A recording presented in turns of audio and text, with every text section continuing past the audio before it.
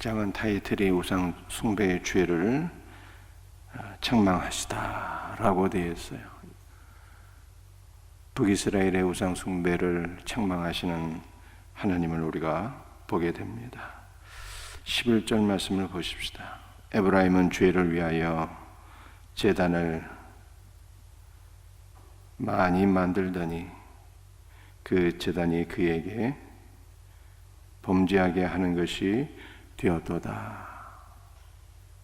에브라임은 북이스라엘을 가리킨다 라고 말씀을 드렸습니다.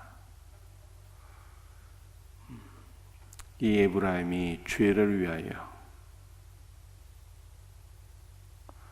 죄 사함을 받고자 제단을 만들었는데 그것이 도리어 범죄하게 하는 요인이 되었다. 이렇게 말씀을 하고 있습니다. 우리가 잘 알고 있는 바와 같이 북이스라엘의 여로보암은 이스라엘 10지파가 남유다에 있는 예루살렘 성전에서 하나님을 예배하다가 그들의 마음이 남유다 왕에게 다시 쏠려서 북이스라엘 백성들이 다 남유다를 동경하게 되면 어떻게 하나 이러한 생각이 들어서 북이스라엘의 금송아지 제단을 두 곳이나 세우게 되었습니다. 그 금송아지를 가리켜서 이는 너희를 애굽에서 인도하여 낸 여호와 하나님이라 그렇게 칭하면서 금송아지 제단을 쌓게 되었는데 이스라엘 백성들이 그 금송아지 제단을 인해서 오히려 우상 숭배를 하게 되었고 이스라엘 백성들이 타락하고 범죄하게 되었다라고 하는 말씀이 11절 말씀인 것입니다. 그래서 13절 말씀을 보게 되면 그들이 내게 고기를 제물로 드리고 먹을지라도 여호와는 그것을 기뻐하지 아니하고 참된 믿음이 결여된 예배 또는 제사는 아무리 많이 드릴지라도 천천의 우양과 만만의 강수를 하나님께서 결단코 기뻐하지 아니하시고 받지 아니하신다 라고 성경이 지금 말씀하고 있는 것이죠. 오히려 예배는 믿음이 없고 말씀이 없이 잘못된 예배를 드리게 되면 하나님 앞에 벌을 받게 된다라고 하는 것이 13절 말씀이에요. 그러므로 우리는 참 예배의 대상이 누구인가를 잘 알아야 되는 것입니다. 우리의 예배의 대상이 누구인가? 살아계신 하나님, 성삼위일체 하나님, 그분이 우리의 예배의 대상이 되시는 것입니다. 그 하나님을 예배할 때 우리는 신령과 진정으로 예배를 해야 되는 것이죠.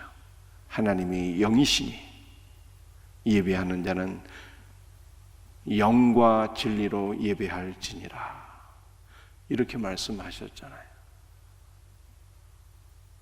그래서 우리는 신령과 진정으로 하나님을 예배하는 자가 되어야 될 것을 믿으시기를 바랍니다.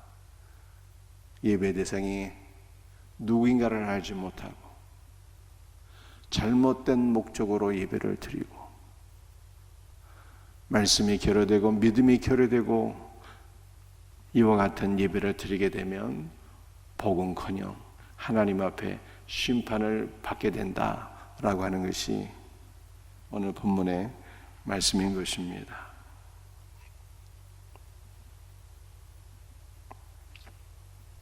12절 말씀을 한번 읽어볼까요?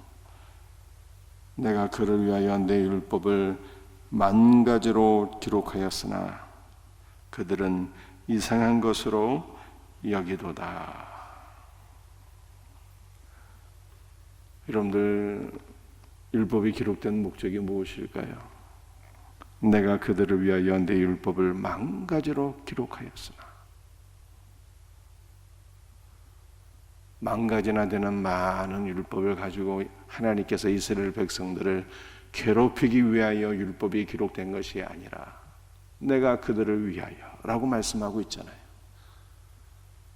우리를 위하여 하나님께서 율법을 만 가지로 기록하셨대요. 여러분들이 이 말씀의 뉘앙스가 어떤 것입니까? 하나님께서 말씀을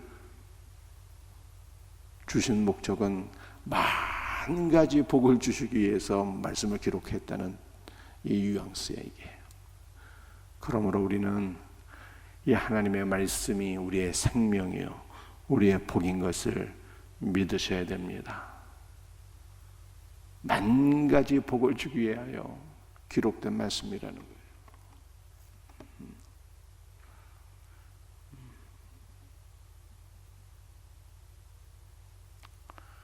여러분들, 율법은 율법주의와 구분되어야 되는 것이죠. 여러분들, 율법주의라는 것이 무엇일까요? 율법을 표면적으로 이해하는 거예요. 하라 하지 말라라고 하는 표면적인 문자로만 이해하는 거예요. 문자로만. 그래서 내가 이것을 지키면 의롭게 되고 복을 받고, 이것을 지키지 않으면 심판을 받고 저주를 받고 지옥에 떨어진다. 이것이 바로 율법주의거든요. 그러니까 율법주의의 문제는 어떤 것일까요? 율법주의의 문제는 율법을 피상적으로 문자적으로 이해한다가 첫 번째 문제예요.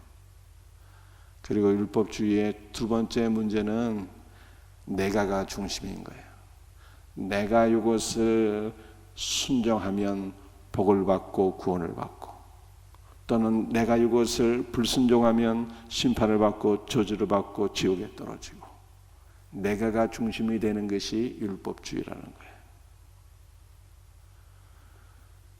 그런데 율법이라고 하는 것은 기본적으로 어떤 것일까요? 율법은 선하고 아름답다 이렇게 말씀하고 있지 않습니까? 율법이라고 하는 것은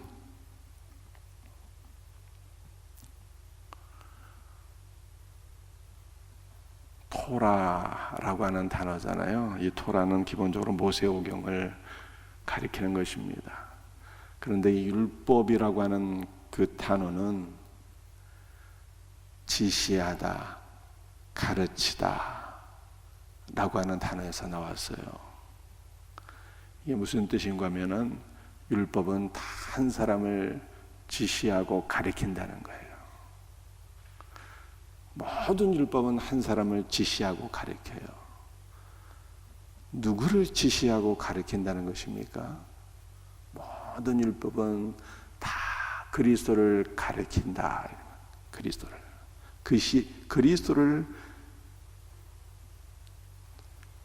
가르치고 지시하고 보여주는 것이 바로 율법이에요.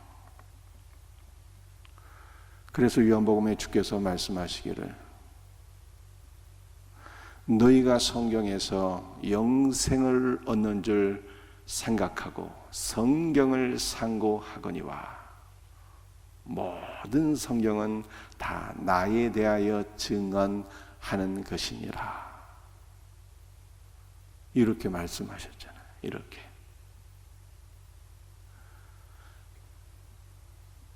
그 모든 율법은 하나님께서 우리에게 주신 생명의 말씀인 거예요. 그런데 이스라엘 백성들은 이 율법을 어떠한 것으로 여겼다고요? 이상한 것으로 여겼대. 이상한 것으로. 모든 율법은 생명의 말씀이고 예수 그리스도를 증언하고 예수 그리스도를 가리키는 것인데, 이스라엘 백성들은 이 율법을 이상한 것으로 여겼다. 여러분들, 이상한 것으로 여겼다는 것이 무슨 뜻일까요? 나와 상관없는 것으로 여겼다는 거예요. 예수 그리스도를 나와는 상관없는 분으로 여겼다는 거예요. 이상한 것으로 여겼다는 것이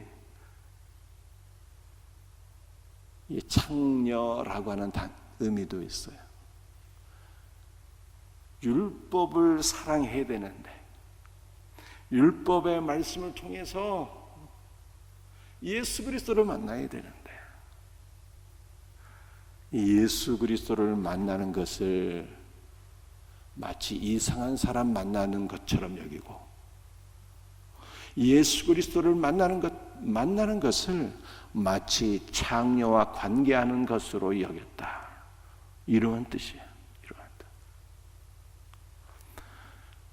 사랑하는 성도들이, 오늘날 우리는 성경을 어떻게 이해를 하고 있습니까? 성경을 고리타분한 채, 옛날 책, 나와는 관계가 없는 그러한 책으로 여기는 이 안타까운 시대 속에 우리가 살아가고 있어요. 그러나 우리는 좋은 신앙의 전통을 계승을 해야 돼요. 우리가 어렸을 때는, 옛날에는 이 성경을 정말 생명의 말씀으로 여겼잖아요. 매삼주오 한다고 그래요. 매삼주오. 매일 성경 석장, 주일이면 5장, 매삼주오 한다. 매삼주오 하게 되면 1년에 성경을 일독하게 되는 것이거든요. 그래서 성경을 그렇게 매삼주오 하면서 1년에 일독하면서 말씀과 더불어 살아가는, 말씀을 우리의 양식으로 취하는 그렇게 복된 신앙생활을 했는데, 지금은 우리가 말씀을 이상한 것으로 여기는 이러한 삶을 살아서는 안 된다라고 하는 거예요. 사랑하는 성도들이요, 우리는 율법주의에 빠지면 안 돼요. 율법, 모든 성경을 문자적으로 피상적으로 하는 그 정도 수준에 머물면 율법주의. 내가 이것을 행하면 구원받고 행하지 못하면 지옥 떨어지고, 내가가 중심이 되는 것이 율법주의예요. 그러나 율법은 선하고 아름다운 생명의 말씀이에요. 모든 율법이 그리스도를 가리키는 거예요. 말씀을 통해서, 말씀 안에 푹 빠져서 성령의 은혜 가운데 말씀이 읽혀지고, 성령의 은혜 가운데 말씀을 통해서 예수 그리스도를 만나게 되고, 그리스도와 연합된 생명의 사람들이 되어야 되는 거예요. 이와 같은 은혜가 있기를 주 예수의 이름으로 축복합니다.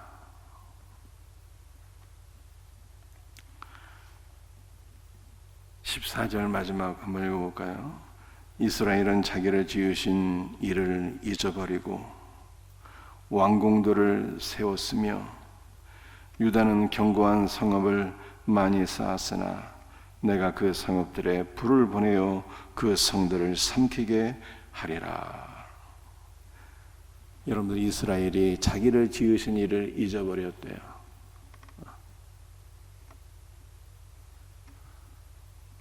혼합주의 신앙, 우상 숭배 신앙에 빠져서 이스라엘이 자기를 지으신 하나님 여호와 하나님을 잊어버리고 금송아지를 하나님으로 이해하며 그렇게 신앙 생활을 했습니다. 이스라엘은 왕궁들을 많이 세웠다고 했는데요, 킹 제임스 벌저는 이 왕궁들을 신전으로 그렇게 번역했어요. 이스라엘은 자기를 지으신 하나님을 잊어버리고 신전들을, 우상들을 위한 신전들을 많이 세웠다는 뜻이에요. 여러분들, 우리가 우리를 창조하시고 우리를 구원하신 하나님을 기억하며 하나님을 섬기는 예배당을 세우고 한 걸음 더 나아가서 우리 자신이 하나님을 예배하는 거룩한 성전이 되고 이렇게 되어야 되는데, 북이스라엘은 우상을 위한 신전들을 많이 세우고 그들 자신이 우상과 연합되어서 그들 자신이 우상을 위한 신전이 되어버렸으니, 우상과 짝이 되고 우상과 한 몸이 되어버렸으니 이게 얼마나 기가 막힌 노릇입니까? 유다는 견고한 성읍들을 많이 쌓았으나 내가 그 성읍들에 불을 보내어 그 성들을 삼키게 하리라. 북이스라엘의 죄는 우상을 위한 신자를 많이 쌓고 우상 숭배에 빠진 것이 북이스라엘의 죄요. 남유다는 어떻다고요? 남유다는 견고한 요새를 세웠는데 하나님께서 심판의 불을 보내사 그 모든 것을 다 소멸시키리라, 이렇게 말씀합니다. 여러분들, 견고한 요새를 세우면 안 되는 것입니까? 국방력을 강화하는 것이 잘못된 일인가요? 여러분들, 견고한 요새는 무엇이 견고한 요새일까요? 여러분들, 우리 하나님께서 그 다윗의 신앙 고백을 우리가 잘 이해를 해야 돼요. 여호와는 나의 요새시요 나의 반석이시요 나의 구원의 산성이시요 나의 방패시요 나의 힘이시요 나의 능력이시라. 여러분들, 다윗은 이러한 신앙 고백하지 않았습니까? 그러니까 남유다는 하나님을 요새로 삼고 하나님을 구원의 산성으로 여기고 하나님을 능력과 힘과 생명으로 여기며 하나님을 의지하며 살았어야 되는데, 하나님을 의지하는 것은 다 빼버리고 눈에 보이는 요새만 의지하고 살았으니, 하나님께서 이처럼 하나님을 의지하지 않는 남유다를 심판의 불로 소멸하리라, 이렇게 말씀하시는 거예요. 그러므로 우리는 어떠한 삶을 살아야 될까요? 말씀을 정리하도록 하겠습니다. 사랑하는 성도들이여,